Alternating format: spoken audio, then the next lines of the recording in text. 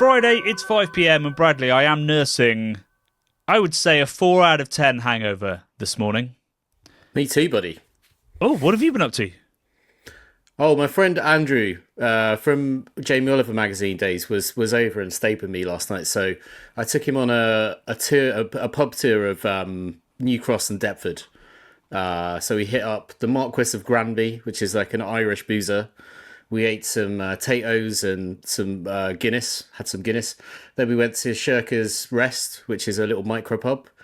Drank some London Black, put some of that away. Ate some fried cheese snacks, which were delicious. Then on to, where else did we go? We went down to the Dog and Bell and had quite a session on the London Black. Sorry, not London Black, London Pride. Pints of cask. Okay. Yeah. I was hoping Pretty you'd good. have another Nitro beer. You could have made a whole pub crawl Nitro out of Fest. different Nitro beers. Yeah. Yeah. Nitro Fest It was good, though. 2025. Yeah, man. Could And be you've been, a CBC event. Nitro Fest. I like it. Nitro Fest. I think it would get old quite quickly. Yeah, so I was on a mini pub crawl of Sheffield. So yesterday I caught the 6:26 train to Sheffield and went and made a film at St Mars of the Desert. So this is part of our promise to try and cover some of the breweries that we're putting in our Under the Radar series and actually go there and speak to them. And had a great time. They're brewing a Pils, which they put through their cool ship. So it's really, really visual. You know, it's a lot of the lager breweries, it's also sort of tucked away that you can't actually really see the beer at any point. But this one, you see it all. I had a great time brewing with them. A really good chat with Martha and Dan. In fact, the Dan interview portion is about 45 minutes long. So I'm not quite sure. Maybe we'll do some Patreon-only content. You can watch the whole interview because the final one will have to be about half that length, probably. And yeah, I'm keen to do more Patreon-only content. I think that's a great bit of value we can give to our patrons. And then we went, so once we finished filming at about 3 or 4, the tap room wasn't open, so I'm going to lift the veil for a second. They were really keen that we'd capture it, the pub element of their business sort of flowing. So they invited some guys over from across the road. And across the road is this big building that's called the Smallest Carrot Company, which I don't know what that could possibly have been. It's now like loads of chop shops. But behind it is a company, I think they're called Future Greens. And they started off like using hydroponics to grow salad leaves and stuff, but they've come a long way, and now they're building super efficient biodigesters for breweries. Well, not specifically for breweries. This is sort of probably because there's a brewery opposite them, a market they've identified. And what they're doing is they're turning they're collecting the methane that you get from from that biological process of compressing down all of that waste material, and collecting it as fuel that you can then burn. Great. So they're trying to reduce waste and offer energy, although of course burning methane isn't ideal. But yeah, they came over and filled a table or two of people, and we made it look like the pub was open. So we had a couple of beers there, and then we went off to, goodness me, where did we go? I can't actually remember all the names of the pubs. There was one that was not far away, about 2 minutes away. I apologise, I should have prepped this. It was like just a pub in the middle of an industrial estate. Wow. I'll put the names of the pubs in the description to the podcast. Like with about, I reckon, maybe 10 hand pools and at least as many kegs, just in the middle of nowhere. And it was a Thursday at like maybe 5 p.m. A couple of people in there, but it was a big pub with an amazing beer selection. I had a Kirkstall bitter. And then we went to the Shakespeare, which is a live venue and pub. And unfortunately, actually, we had some pretty terrible cask. The kind of cask beer where not only had it gone off in the pub, but it had multiple brewing floors before that. So we got that replaced by a Budvar. The staff were very good about it. And then we went to the Rutland Arms, which you and I went to while we were filming in Sheffield during Keep Cask Alive Series 1. Beautiful. And I had the world's best chip butty. The Rutty Butty, they call it. Rutty Butty. So it's like handmade chips, handmade tomato sauce, cheese in a big floury bap. It was great. Talk me through the handmade tomato sauce. What kind of sauce are we talking? I would consider it akin to maybe what you'd have on a meatball sub. Oh yeah, So like a not like marinara type sauce. yeah, pretty much marinara sauce, really. Yeah, it maybe had a little bit of like Not as smokiness, vinegary then. umami, or chili or something. Oh, Oh nice. no, not like ketchup. Yeah, Yeah. That sounds great. and it was amazing. Elevated.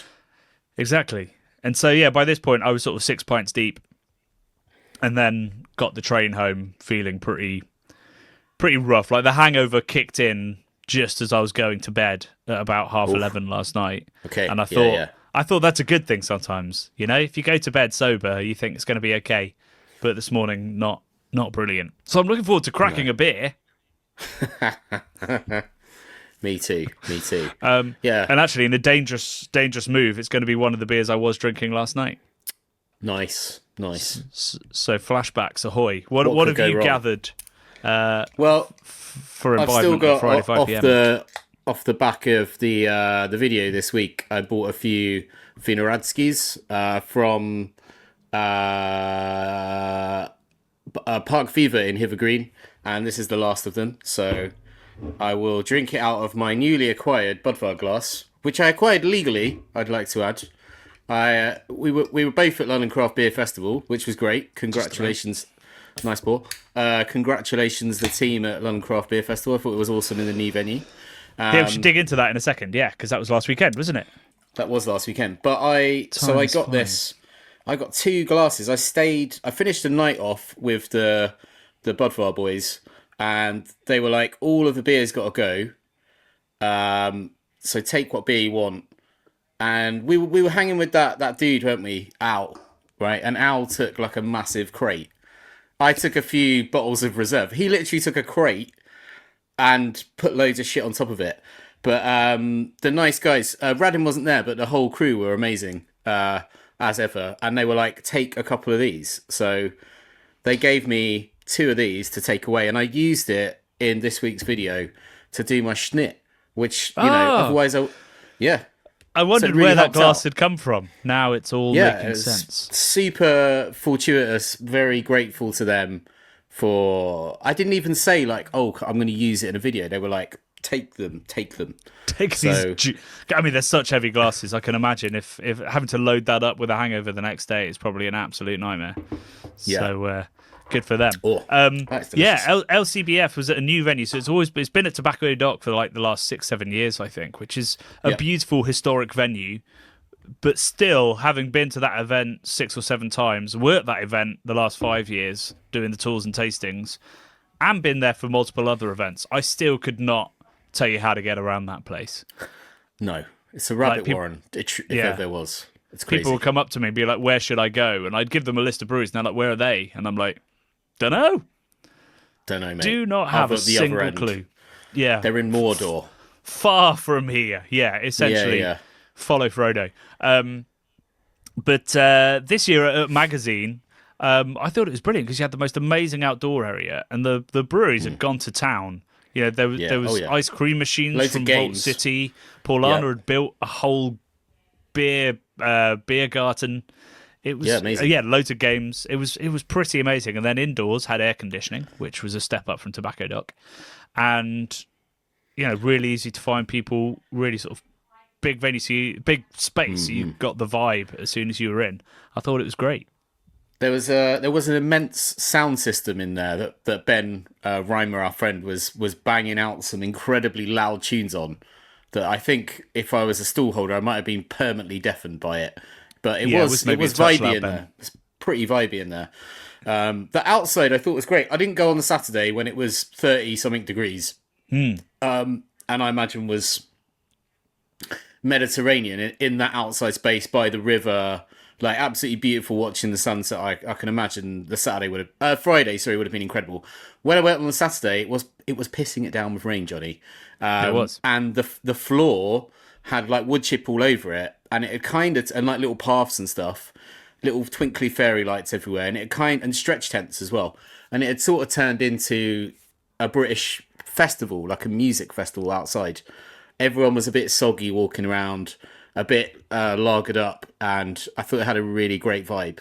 which was a different vibe to Tobacco Dock because the floors are not made of wood chip and mud No. in Tobacco Dock. So I really enjoyed that element, and I thought it felt like, I haven't been to a proper music festival in a while, and it gave me a bit of a music festival vibe to it, which was much appreciated. So aesthetically, I enjoyed it a lot.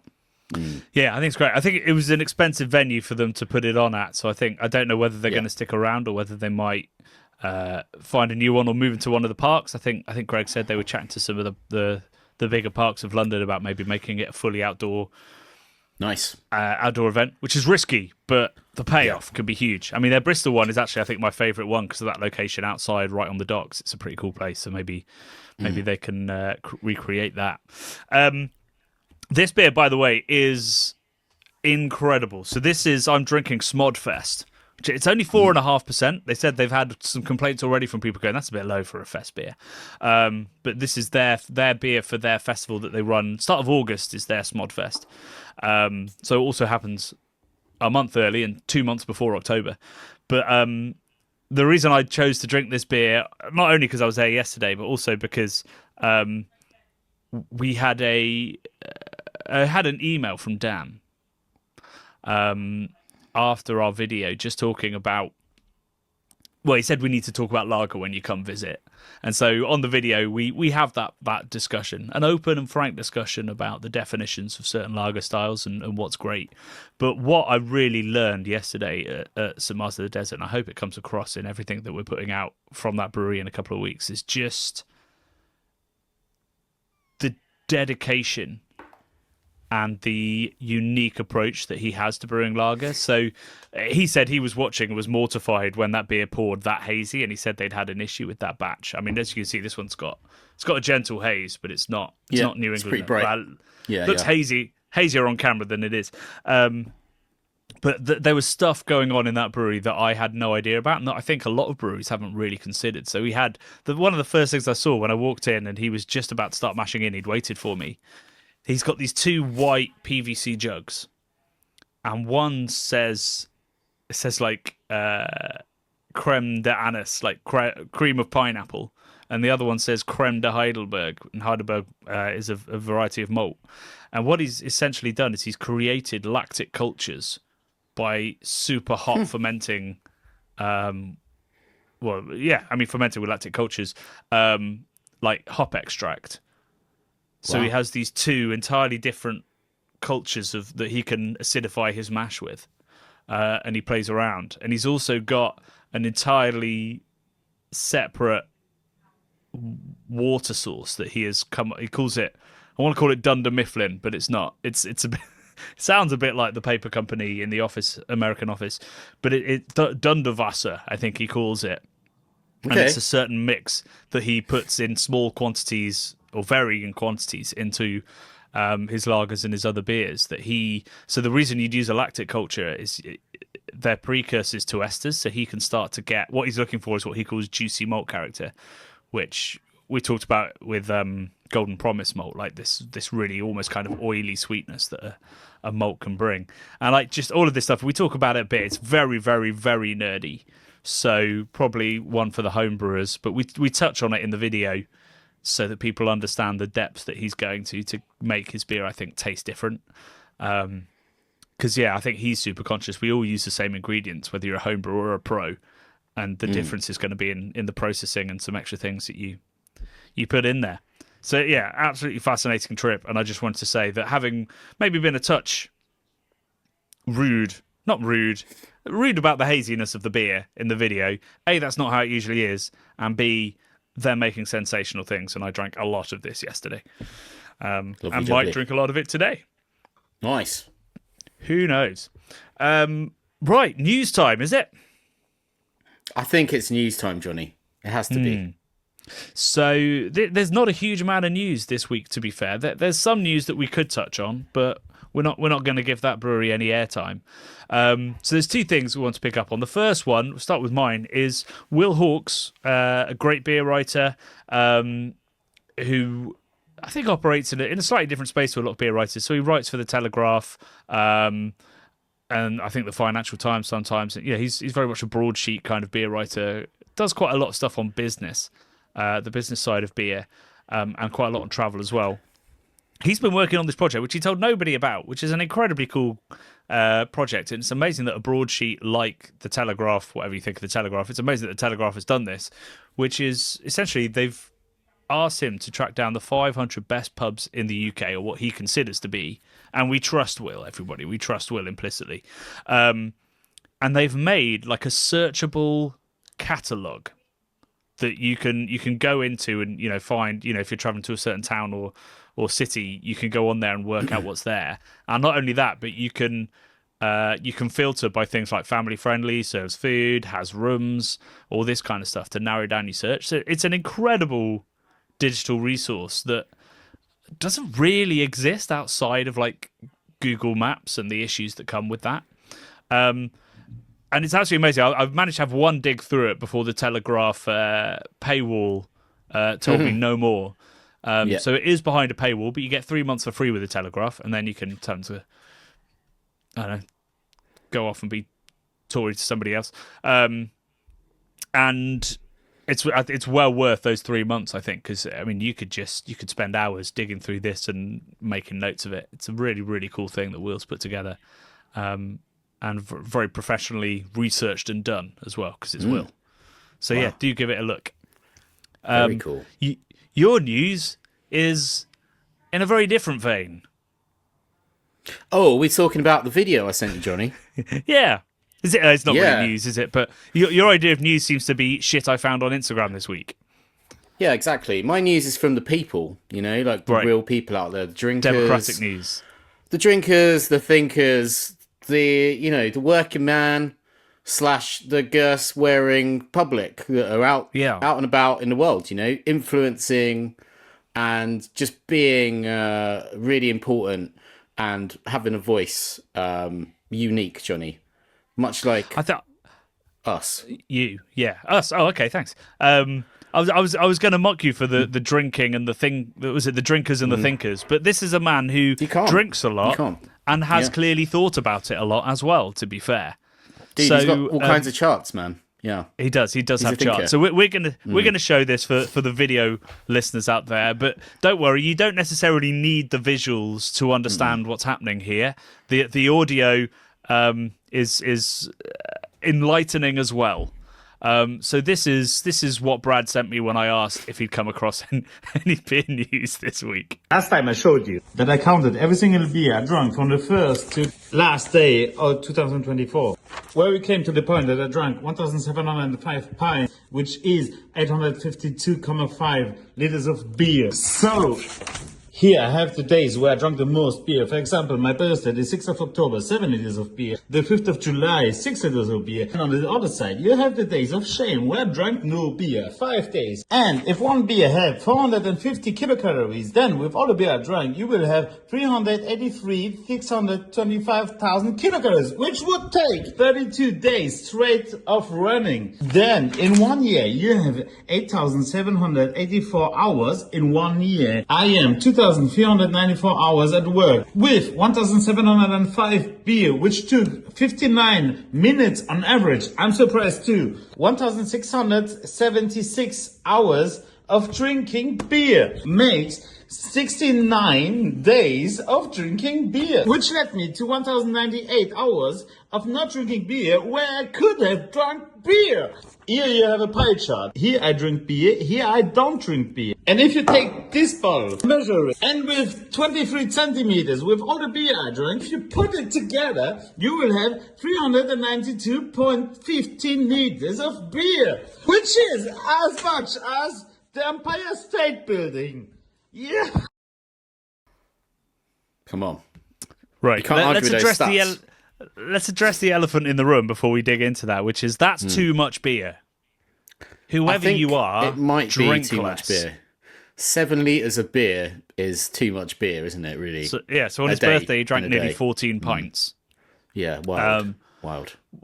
Yeah, which is wild. It has been done in my past, but it's never going to be repeated. 5 days off. The days of shame. out of 365. Only 5 days off is also a wild stat. That's one day off every 10 weeks. Yeah, that's a bit worrying, isn't it? But I like that they're the days of shame as well. It's and I like also the hours it would take to run it off versus the days it would take. Sorry, the days it would take to run it off. 32 days of running. I think that was what he was implying. Where he drank 69 days worth of beer. So you'd only have to run. It doesn't make sense, right? That you'd have to run half as much as it took the time to drink the beer, is what he's saying. So 32 days of running versus 69 days of straight drinking. I couldn't fathom that. I was like, that can't be right. It's got to be the other way round or something. It's got to take more running to run off the calories, surely, than the drinking time. Well, I think you're underestimating just how many calories it's down to how many calories you burn when running. Yeah. True. Which is a lot. It's an intense form of exercise. I mean, 32 days straight. Is he talking 12-hour days, do we think? Is he talking... He must be, he's right? talking... Not 20, he's talking no. 24, he's talking 24 hours. Yeah. Wow. Mental. Yeah.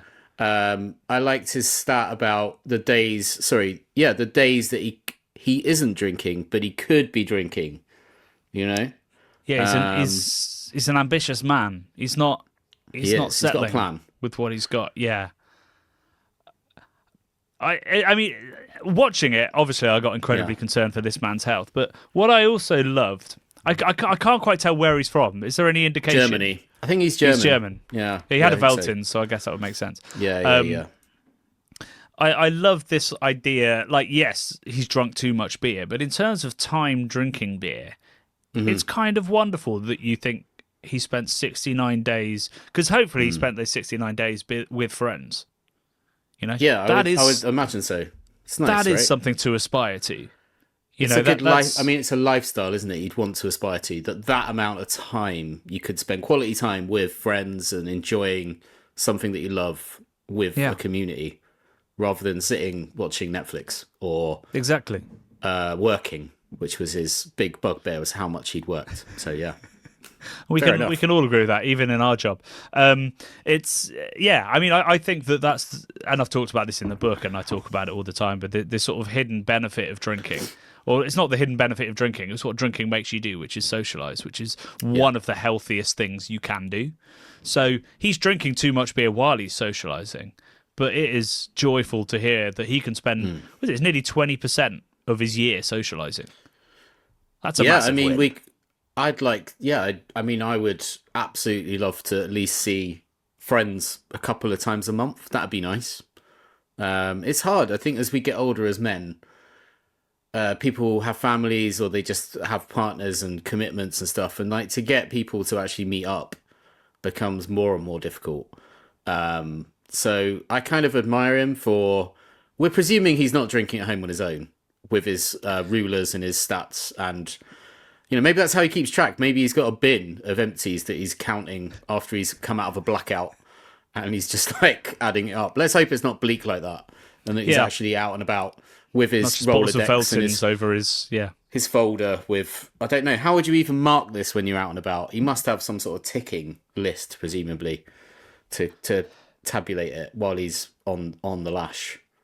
I mean, if his system is just one beer for one...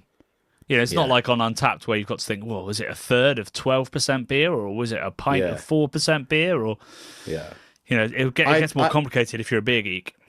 I think he could have a drinking T-shirt, right, that he wears every time he drinks.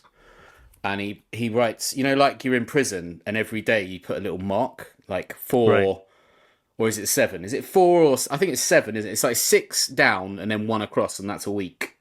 He could do that with beer, right? And then just slash him off. I think a better comparison might be Memento. Because obviously he's forgetting shit too, because he's drunk. Yeah. He should be tattooing as he goes. Wow, that's dangerous advice. Drinking alcohol definitely thins your blood, doesn't it? So you bleed a lot when you're drunk, wouldn't you? I feel like that's a thing. That is beyond my knowledge, I'm afraid. I think it's a thing. I'm not sure. Maybe I've just imagined that, but I feel like you might get... I feel like if you bled more when drunk, that would be something that people tell you. They'd be like, Yeah. you know, I've had an don't idea, Johnny. drink and drive because also you'll bleed more. This has got dark. Please, hopefully this is on a different topic. Before we move on, right? Oh. So the tattoo should be 14. Is it 14 boxes, right? And he has a Sharpie pen that he takes out with him. And every time he has a beer, he just crosses one of the boxes on his arm. And then the next day, that tells him how many beers he drank. There you And go, problem 14 solved. being that's the most. So max. That was 7 litres, wasn't it? Maximum on his birthday. There we go. Sure, you just don't want to wake up and see that you've drawn an extra box and tick that one too. Yeah, just another whole line.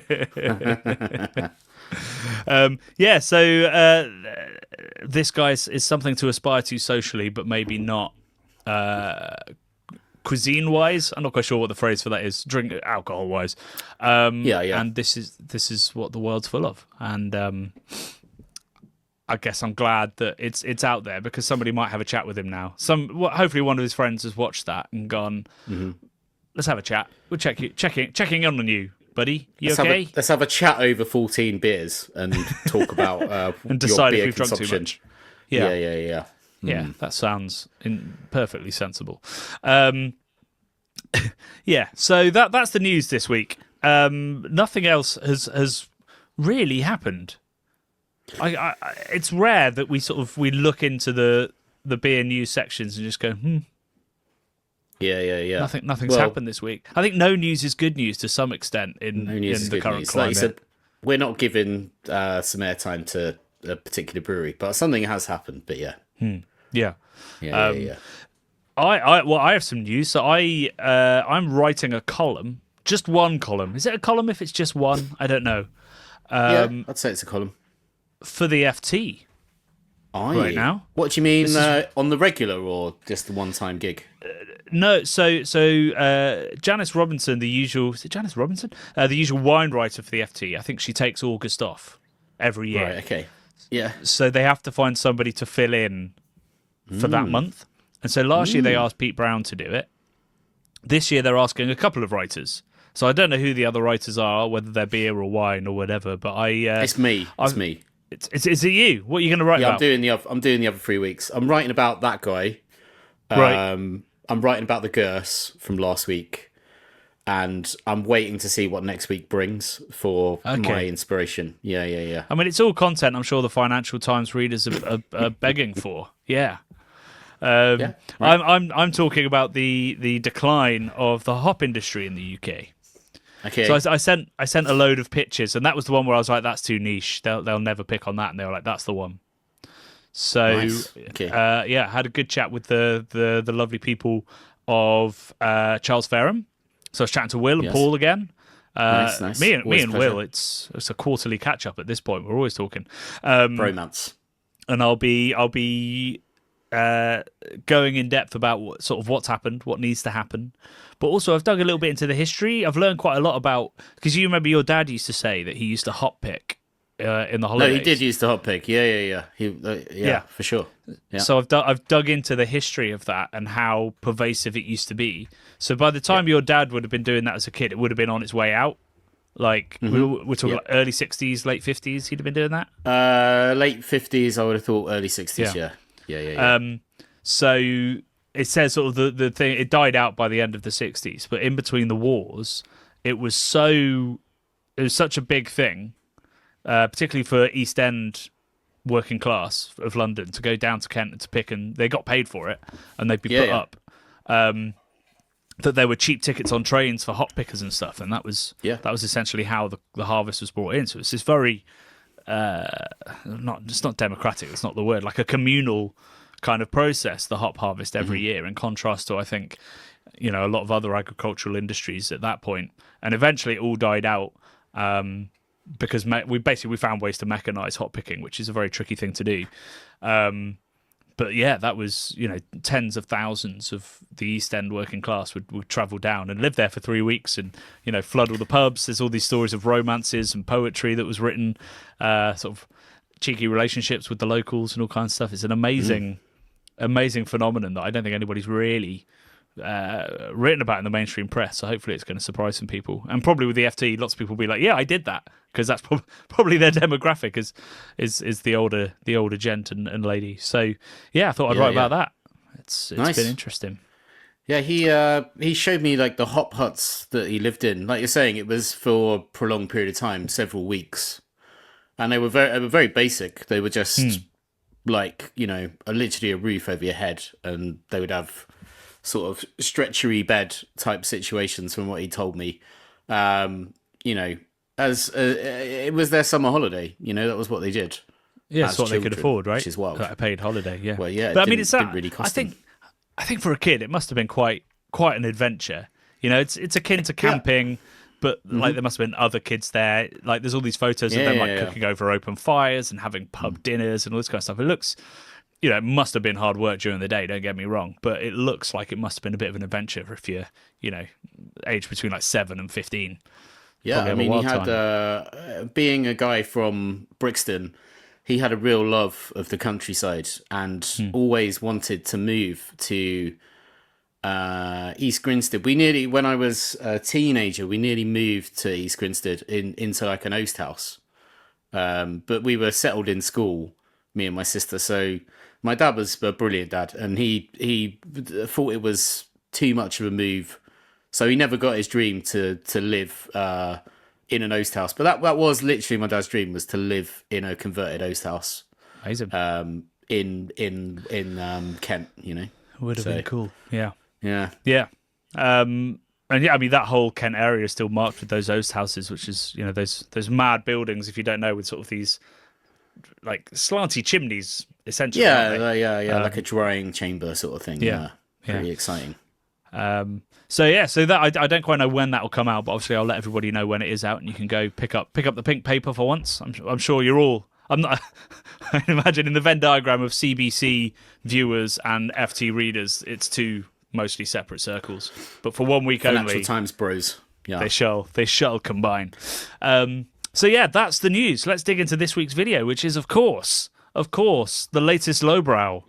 We've treated everybody mean and kept them keen, but it's back, and it's back with a vengeance. It's one of the most successful videos views wise we've done this year. I know. I was a bit shocked by that. I'm not quite sure what that is. I think it might be the Aldi effect. But you know, the particular gadget. I'd like to think it was just the return of Lowbrow, but I don't really know. But I mean, it's Column a A, spicy little video. Bit of both. Yeah, a spicy little video. Yeah. It's a spicy little video. There's, you know, I think it's an attainable gadget that probably a lot of people walking in Aldi may have looked at and thought, maybe, or, you know, or they just thought that's a load of tosh. So, I mean, let's be clear, it is tosh. You know, yeah. I mean, you've given it 4 out of 5, but I'm assuming that's with a little bit of humour. Yeah, 4 out of 5 with the proviso that it is plastic fantastic, and it's a bit gimmicky. But like as we sort of, I don't want to give the game away, but there is a particularly great use for it, which I think is a really brilliant use case that it's hard to simulate at home. Said beer. Well, yeah, I mean, there you go. You haven't done it through the tower, and look at that head retention.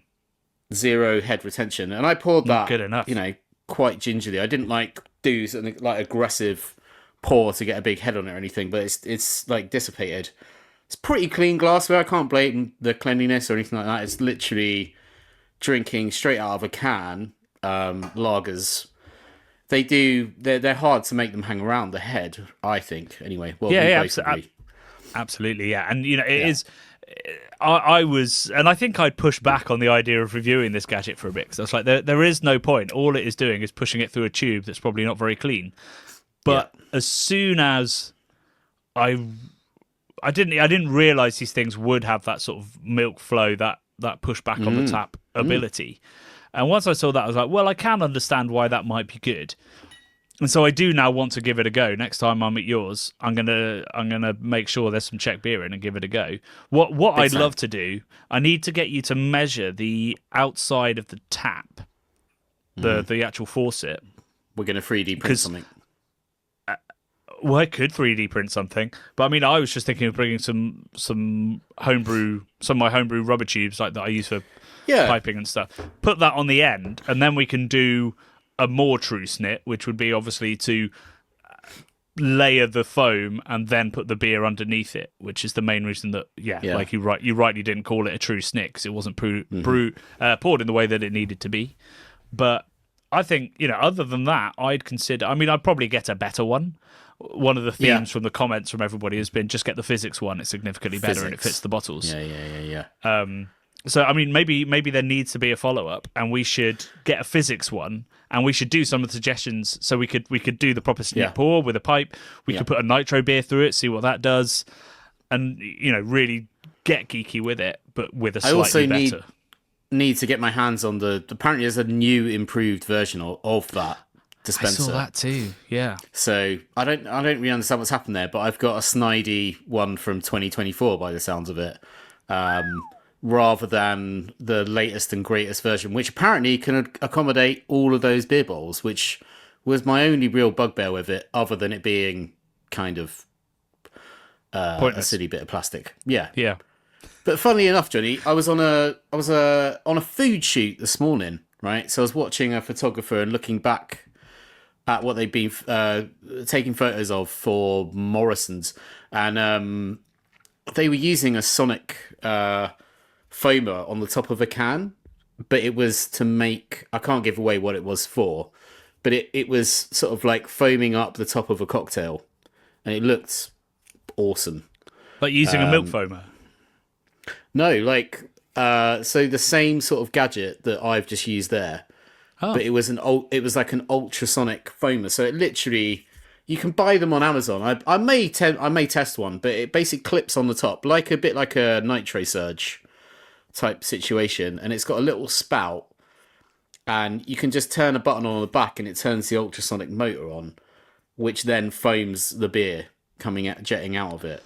So I may need to have a look at those.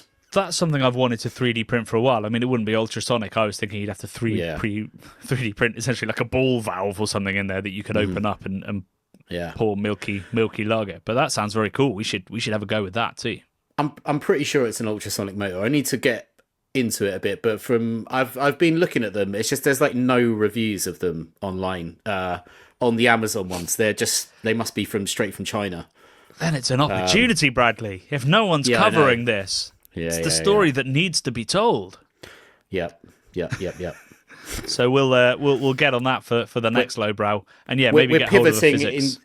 Exactly, we're just pivoting into rubbish beer dispenser technology for the next year now. I assume that's what Lowbrow was always going to end up being anyway, wasn't it? I think Maybe. you had these high ideas about everyday carries and stuff, but no, it's shit plastic stuff, right? Well, it seems that's what Give the people what they want. They want to know about the shit plastic stuff rather than the actually genuinely cool, really, really cool stuff. I might go, the day is getting on a bit, but I wanted to go up to Victorinox. I always say this wrong. Victorinox. I don't know how you say it. Victorinox store in London. They've got a flagship store because excitingly, Jonny, for me anyway, they've just released a new Swiss Army knife with no knife on it. That's like the little one we had, the Night Manager, except it's got Alox scales on it, which are like little aluminium scales. So it's super thin, and it's only got a bottle opener and a pair of scissors on it, which are the incredible tools on there. So you can get it through security and stuff, and it's beautiful looking. You can get the Night Manager through security. I've done it. They will take it off you because it's got a blade on it in some places. So I don't know how you did that, but I know it's under a certain blade length, blah, blah, blah. Yeah. There are no rules on those mini scissors. So you should be able to get the mini scissors through everything.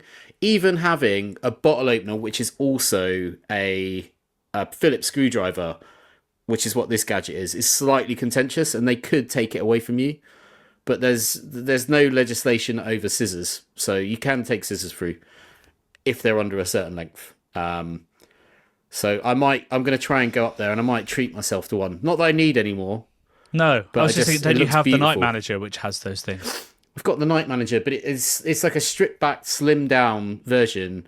They do it in anodized red, anodized gold, right? And I've got like a brass chain that all my keys are on. I was like, that would look potentially amazing. Anodized gold on my brass keychain. And they used to engrave the Elox ones as well, so potentially I could get it engraved. So I don't think I've got time to go there today, but that was what I wanted to do later on, but we'll see. Yeah, to do a podcast or something rubbish. I know, right? What a pain. And a food shoot. The food shoot thing was cool. Yeah, well, yeah. I was going to ask questions, but I guess you can't tell us too much about it, so you can tell me off there. Should we dig into the comments? Yeah, let's do it. So I enjoyed one from Adrian Kirk. So at the top of every video, I tend to try and put a comment or a link or something. So I just said, so who's buying one along with a case of pills and spending an evening perfecting that Schnittbohr? Got 9 thumbs up. I'll take that. But Adrian Kirk replied, not for me. Just another piece of plastic that'll end up at the back of the cupboard. See salad spinner, George Foreman grill, sandwich toaster, electric salt and pepper mills, electric carving knives, milk frother. Mind you, one of those may work just as well. That's a future lowbrow. Alternative uses for equipment, kitchen equipment for the beer drinker. Interesting. Which I think there's definitely mileage there. I think the milk frother is an idea. Milk frother, yeah. But the main reason I brought that up is because I was reading that and I was like, salad spinner, George Foreman grill, sandwich toaster. I don't have a George Foreman, but I have a similar thing. I use those first 3 things all the time. Yeah, I mean, I went through a stage of making loads of cheese toasties. I probably put on a bit of weight doing that. But I mean, I've got a George Foreman toaster. What have you got? Like a panini press on them, I'm guessing. It's not Aldi, but I think it's something off of Amazon. But is it one that's got an articulated where you can do this and like change the height of it by having a sort of lever, or is it the straight hinge like the George Foreman? Straight hinge, straight down. Right? Because the panini press is very versatile. I mean, George Foreman is incredibly versatile. Not that we don't need to promote George Foreman. I think they're doing all right. Fine. They're doing all right, aren't they? I don't know if he's still alive, even George Foreman. Do you know an interesting thing about George Foreman?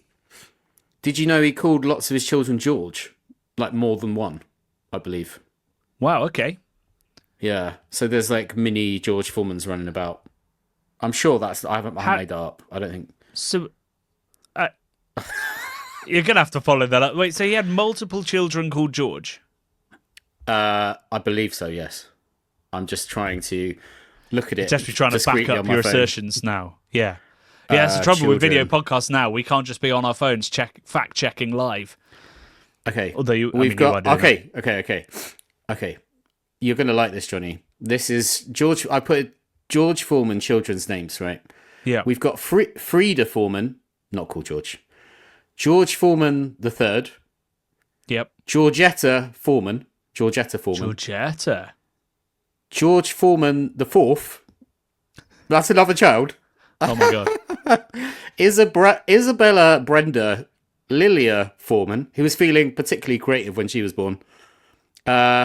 George Foreman the sixth. Leola Foreman. George Foreman the fifth. Natalie Foreman. Misha Foreman. Courtney Isaac Foreman. And George Foreman Jr. I thank you. So that's about 5 George Foremans. Or 6 for George Foremans. Isn't that mental? That's crazy, right? Are they all still alive, or were they replacing Georges as they died? Maybe he's killing them off and then replicating them. But yeah, George Jr., he hasn't George found the 3. perfect George yet. Yeah, George Foreman, George Jr., George 3, George Foreman 4, George Foreman 5, George Foreman 6. I don't know what happened to George 2. There's no George 2. Maybe he's George 2. But then who's George 1? His dad. George Foreman 2's dad could be George. Senior, maybe. Yeah. But there you go. I think a lot of the time you think I'm... Yeah, go on. Are they all the same mother? Or is it like idea. I don't know that. Family units with Georges? I'm not an infinite font of useless knowledge. I know a certain amount of useless knowledge that I can pull out my ass. Like there are multiple children called George Foreman via George Foreman. But I don't know about their parenthood. I know. Right. I didn't research it all. It's just locked in the back there. There you go. So I just know now that the next moment I have on my phone not doing anything, I'm going to be looking up the marital status of Foreman's and how many of the Georges are still with us. And do you know what he should have done? My time. He should have called them George 4-man, George 5-man, George 6-man, George 7-man, and he could have kept going. George 12-man, 13, 20-man. I don't know. You could just keep going, right? George could have kept going. I mean, his wife might have something to say about whether they keep going that far, but yeah, he could. He could have done. I think he was very religious, and I think he did a lot of do-gooding stuff as well. But I couldn't say that. I don't think he was ever sort of considered a bad person, other than maybe not a creative namer as a father, but I think he was an all right person. He was too busy perfecting the hinged grill. The grill. It was probably just like he was probably in his garage working on it, and they'd be like, "What are we going to call this one?" He's just like, Georgina. Is it George? It's a girl. Georgina. Georgetta, which is not even a name I've heard of. Weirdly, my middle name is George as well, and my mum is called Georgina. This would be a scandal if it turns out George Foreman was your father. Wow. Okay, so my mum is called Georgina, my sister is called Georgina, my sister's daughter is called Georgina, my middle name is George, my father's middle name is George, so there's loads of Georges in my crew as well. There you go. Yeah, I know. So I guess, to be fair, that's why that fact stuck in your head, because you're like, George Foreman's like us. I got loads of them. I got loads more. No, but, I'm aware that that's far from the only useless fact locked away in the back of that absolutely giant head of yours. Comments, Bradley. Did you find any comments you enjoyed? I've just gone off of them because we were talking about George. But okay, so K Brickmo said, interesting thing to do would be to get 2 of the same beers that actually fit, and do one pouring straight from the can and another through the machine, and compare the head retention and the mouthfeel, which I should have done, really. I think that is an obvious thing to have done. Yeah, sometimes you do see a comment saying you should have done this, and you're like, yep, correct. That should have fair been enough. But it got 14 thumbs ups, that comment, which is fair. Well, then maybe that's what we add to our physics follow-up episode. Yeah. We'll do a comparison. But I think it's going to be night and day. If you're using that foaming, I think it's going to be a very different matter when you put it next to just a can that's poured. Necrolee said, love Jonny's reaction cam. I love Jonny's reaction cam too. I think it really elevated the video. And I love, because I feel incredibly nervous on my own. So even just knowing that you're on reaction cam was quite reassuring to me. And I very much enjoyed it and appreciated it. And you've got great acting chops / an expressive face when it comes to action cam. I got an A at A-level drama. I know, and it shows. It shows. And I don't want to read out too many comments because most of them are either really nice or they're like piece of shit. Load of crap. It's been a pretty divisive video. In the comments section, which I think is when you've hit on something good. If you're getting a reaction from people, not just a single. If you've done if it's just everybody hating it, that's bad, or everyone loving it, it might not be as good as you think it is. If you're getting both, if you're pissing people off, sometimes that's a good thing. So what you're saying is we need to pivot from lowbrow to trollbrow. Trollbrow. Is that not what this episode was? That's sort of how I saw it in my head. It's like people are going to hate this. It never started as a trollbrow, but I mean, I can see why people hate it. But also, I think it's genuinely sparked a load of ideas in a lot of people. So Mark Lapadura said, put a couple of inches of tubing on the spout for the check pour. And there were loads of sort of similar comments about how we should extend that, which I think is also a pretty sweet hack. There were people talking about, could you stick it on the top of a corny keg? Quite out of the box thinking, on how you might apply this pump to other vessels, which I thought was a good idea. Just on that, you wouldn't need to, if you want to get that lovely creamy foam, you can just do that with a party tap. You just open the faucet a tiny bit and you'll get something very, very similar. So I don't think there's any reason to try and hack it for homebrew. You're just better off building a Keezer or using a party tap. Someone, it's a I good can't thought. find the comment now, Johnny, but someone said in Germany they don't sell shit like this in Lidl. They just sell like food, which I thought was interesting. Well, I don't know. I don't care whether they sell it in Lidl because this one was from Aldi. Oh, sorry, I meant Aldi. So there's, I'm just used to the middle of Lidl because it rolls off the tongue. Yeah. But Aldi has obviously got a middle of Aldi, which doesn't quite work. I mean, in someone Germany, they're explained- food supermarkets. I don't think it's that they don't sell this kind of shit. It's like Aldi in the UK has to set itself apart, and it's gone for this weird hybrid between food supermarket and the corner shop that sells plastic buckets. Yes. So it's just a different premise. I don't think it's that the Germans are too good for this. I don't think that's the way of reading it. Well, maybe they are less susceptible to such overt consumerism. They'd just be like, why the fuck would I do that? I'll just go and get a €2 amazing beer in my local pub. You know what I mean? Well, yeah, From I mean, they do have, draft. particularly in southern Germany, they have that option. Yeah. Yeah. But a lot of the other comments were things like they were worried about the beer graveyard that I'd with the bottles of Yeah, like you didn't put the Hermitas on them. Yeah, with like Augustina Hell and stuff like that. They were like, you should have put the Hermitas. Just to clarify, those beers got drunk. They did not get drain poured. It was boiling hot.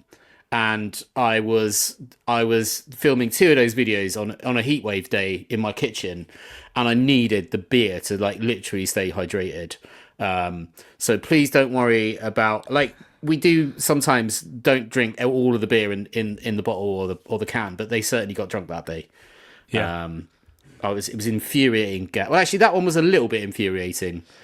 But, Well, it's a who nice can say? link to finish the podcast, which is that next week we have the second of a double billing of Lowbrow, in which Right. you will see Brad, I would say, nearly lose it. Nearly sort of like turn the table over and be like, I'm done. Yeah. 'Cause We nearly had the a gadget was so falling... annoying.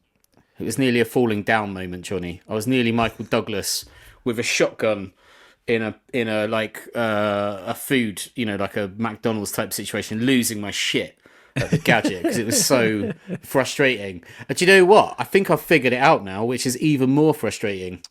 Well, figured out why it was being a pain. Yeah, I think so. No So way. we'll talk about that next week. Yeah, But, talk about it next week. You think you found the solution. yeah, But yeah, so think next so. week, Brad is going to be wrestling with what is essentially a tiny ice cream machine trying to make beer slushies to varying degrees of success. True. And then after that, all being well, we will be digging into the South African content that I've been working on. We also do have a live show that we're so close to nailing down. We're just trying to absolutely confirm the date, which reminds me I need to ask Brad about the date. And then we will have a live show in August, so I'm excited about that. So there's lots going on. And there will be news about our app in the next couple of weeks as well, because that is circling the drain is not the right... It's nearly there. It's nearly there. It's in the end game. And we'll be very excited to be launching that, hopefully end of summer, maybe a little bit earlier to Patreon so that they can test it before we give it sort of the full release. So yeah, we're working on lots and lots of things, lots of exciting stuff to come, but it starts with Brad nearly going postal over a slushy machine. So tune in, as always, 4 p.m. on Wednesday for the video, and we'll see you back here on Friday. Love and beer. Didn't turn that bit off then.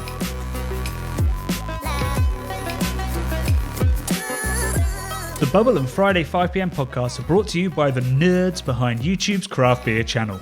You can watch over 400 mini documentaries at youtube.com/the craft beer channel, and if you love what we do, support us via Patreon and get access to merchandise and our amazing Discord forum, a positive and welcoming space for everyone who loves beer, food and homebrewing. Love and beer.